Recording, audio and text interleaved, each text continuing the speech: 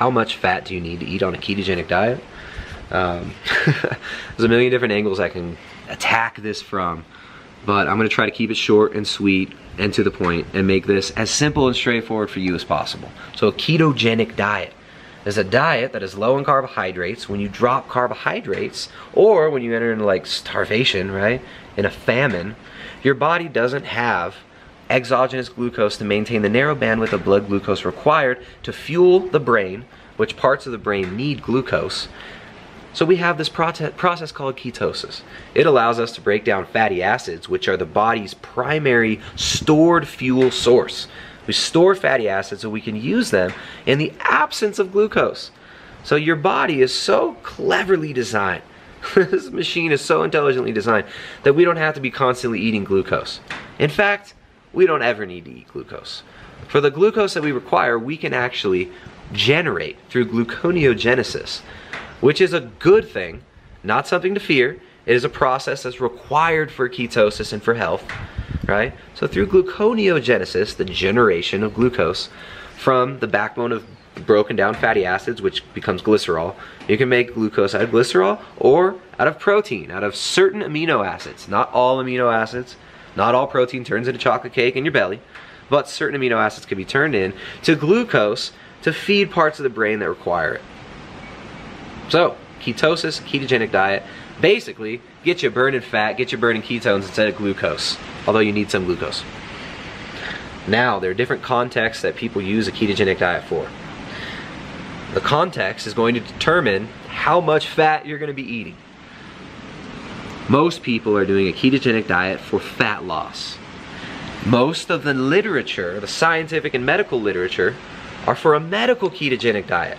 Now, people who are doing a ketogenic diet for medical purposes, most of them are using it to treat refractory epilepsy or cancers. A lot of these people have issues with muscle wasting, with sarcopenia. When the ketogenic diet was first discovered or named back in the 1920s and 30s for kids with refractory epilepsy. And I said 20s and 30s because I'm not sure which one, so someone will correct me down below.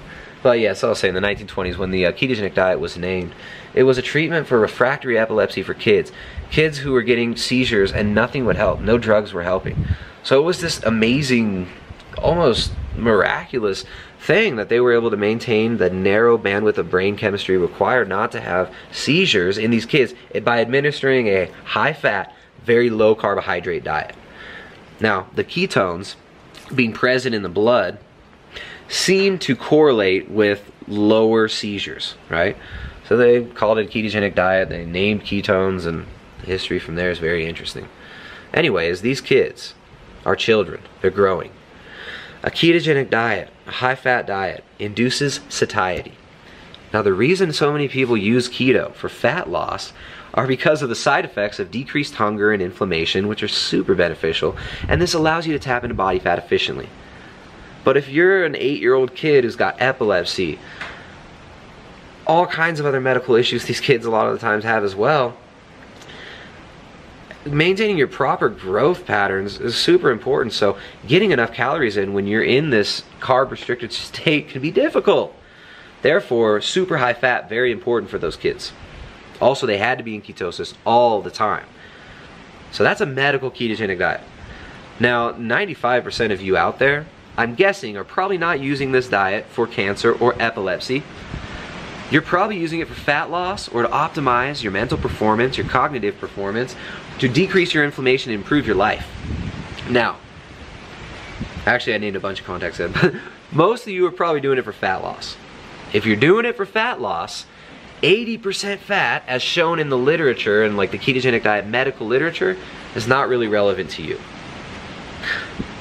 Now, like I said earlier, historically we'd enter ketosis all the time during famines, right? So fasting is the quickest way to enter ketosis. Dietary fat is not required at all to enter ketosis. In fact, you can get into ketosis by eating 0 dietary fat. But on a fat loss diet, you don't want to eat 0 fat, right? You can't just starve yourself ad infinitum because it's not sustainable. Now what keto does is when you get sufficient protein, when you get the micronutrients you need, the fiber you need from the vegetables, and you get, I already mentioned sufficient protein, and you get some fat from the diet, enough to satisfy you, not stress you out too much like you're starving, but allow you to tap into body fat efficiently long term, then it makes fat loss really, really easy. So that's kind of the magic of keto. The magic of keto is not eat more fat, lose more weight. Although for some people it looks like that because of the satiety, the low hunger induced by keto, right? So for some people, they start keto, they're eating more fat, and then their hunger just tanks. So for them it feels like, oh, I just ate fat and then I lost weight. But it wasn't like you ate fat and that made you lose weight. You ate fat, you ate a ketogenic diet, your hunger dropped, then you naturally restricted the energy you took in, and you lost body fat. Hope that clears it up for some of you guys. So eating more fat doesn't make you lose more weight directly. But a ketogenic diet, where fat is your primary source of fuel, will allow you to eat less and be comfortable and comfortably burn that body fat long term. I know there's a lot of stuff online, everyone's talking about the high fat diet, this and that. These words can become confusing, right? So if you're doing keto for fat loss, first of all, you probably don't need 200, 300 grams of fat. Right? So if you're doing keto for fat loss, you want to burn more fat on the body. So you get sufficient protein. Talk about that a lot on the channel.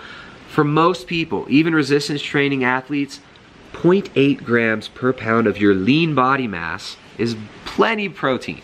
Totally sufficient and not way too much.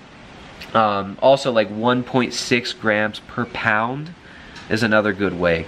Or I'm sorry, 1.6 grams per kilogram is another good estimation of protein requirements. So 1.6 grams per kilogram of your lean body mass, or 0.8 grams per pound of your lean body mass. In between there, usually enough protein. And that's a safe number. That's not like the dogma for everybody, right? That's a safe number that will apply to most of the general population, including people who are athletic and weight training. So once you get enough protein, you keep your carbs low. For most people, 20 to 30 grams net carbs, keeping those from leafy green vegetables, fibrous veggies. For most people, 20 to 30 grams net carb is low enough. Then, the rest of your calories are going to come from fat. Now, in the beginning, it's better to eat closer to maintenance, right?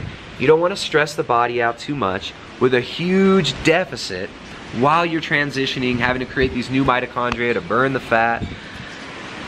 For some people, creating a big deficit there can be stressful and harm adherence. So in the beginning, sometimes more fat is better, but for fat loss, less fat on the plate means you burn more fat from your body. Of course, like I said earlier, medical ketogenic diet, you want more, and then somebody like me, who's weight stable, who uses a ketogenic diet to maintain weight, but also for cognitive performance and function. For me, I do eat higher fat, right? But just because I might eat like 200 grams of maintenance doesn't mean that that's what you need to eat on your ketogenic diet for your context. So I hope this cleared up some of the confusion out there. Basically, on a ketogenic diet, if you put more fat on your plate, you will burn less fat from your body. If you put less fat on the plate, you will burn more fat from the body. Because energy balance still matters, right? Anyways, I hope that was helpful. I hope that cleared the air and some of the confusion out there. A lot of the recipes and stuff that you're going to find online are like pretty high in fat, not really fat loss friendly macros. If you are looking for some material for more guidance for starting out keto and preparing rather fat loss friendly foods, you've got to check out Jessica, my wife's book, The Ketogenic Edge Cookbook, a training manual for low carb, ketogenic, and paleo cuisine. Now, we call it a training manual, not just because we think it's like a cute word and we think it's funny or whatever. No, it's a legit training manual. It's actually here to help you form a solid foundation of food preparation habits. Because if you're trying to do a ketogenic diet long-term for fat loss, you need to be able to prepare food, right? You've got to be able to prepare nutrient-dense ketogenic foods that'll fit into your diet, give you what you need so you can fuel your body and thrive. So check it out. There's an entire section on how to use organ meats. There's an entire section on how to use spice and flavor combinations, right? So there's a bone broth recipe for infinite bone broth. Let's see what else. Our keto muffin recipe. I'm not even sure if that's in there. The broccoli muffins recipe might not be in there. I think that's free on the website. But our keto flatbreads recipe's in there. Mama's Best Meatballs, entire meat section, entire fish and seafood section. There's even a section showing you how to use spice combinations to bring out different flavors. So check out the Ketogenic Edge Cookbook, a training manual for ketogenic, low carb, and paleo cuisine. I think I might have switched the order of the title there, but that's available exclusively at primaledgehealth.com. My wife Jessica spent over a year and a half making it, and it really shows. So thanks to everybody for leaving positive reviews. Please make sure to leave a review of the book on the website. You can find more at primaledgehealth.com. If you want coaching, hit us up at the coaching section, and be sure to check out the cookbook. But on a ketogenic diet, how much fat do you need? The answer to this question depends on context. Medical keto, of course, they need way more fat. Maintenance keto, you need more fat. But fat loss keto, don't make the mistake of eat more fat, lose more weight. Because it's not like that. That's marketing copy. And it's duped a lot of people. So I'm hoping to save you time, money, and energy straight up. So hit up primaledgehealth.com. I'll see you guys next time.